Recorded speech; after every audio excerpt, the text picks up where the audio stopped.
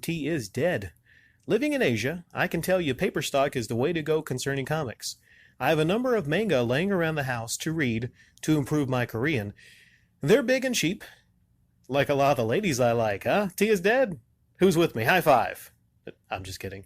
Everyone reads those over there. I almost mentioned that in my last comment, but I'm not sure if that'd work in Marvel or DC's case.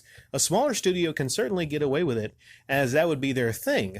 But I think Marvel's normal customers might be turned off if they went from their normal current paper stock to the stuff they're printing newspaper on. As for Marvel making a lot of money, I think I read somewhere recently that Marvel's parent company Disney is considering ditching the comic branch of the Marvel brand, mainly due to flagging sales.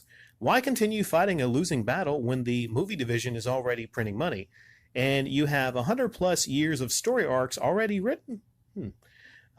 As for the digital over physical games, I think for games after the 360 era, it's essentially a no-brainer. Digital, if it's cheaper, as the comment today about the insane install time for Mafia 3 shows, with the massive updates, actually they're selling unfinished games and finishing them after they're pressing the disc, these physical copies will be worthless after servers are shut down. You'll own a game, decide to play it, and find the needed update no longer available. Now you have a fancy printed coaster. It's a shame GOG is the only digital gaming company out there allowing you to download files of your actual purchase, thus ensuring you can always have it, no matter what happens to them in the future. As in the first thing, paper stock, yeah.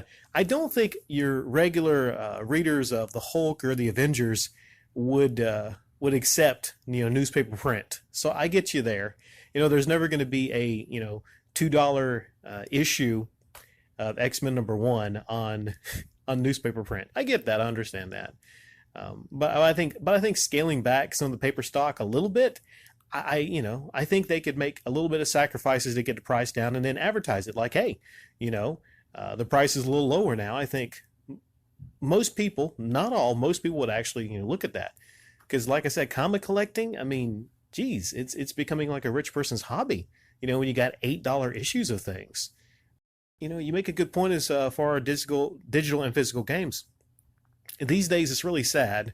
You have an illusion of ownership. Okay, let's say you go buy a game, you put it in, and instantly, it seems like with almost everything, there's a install. I know a lot of people got mad early in the generation about Xbox when Xbox was they were thinking about making it an online-only console. Years later, not that many years later, from 2013, and guess what? We're here, baby. It's all online.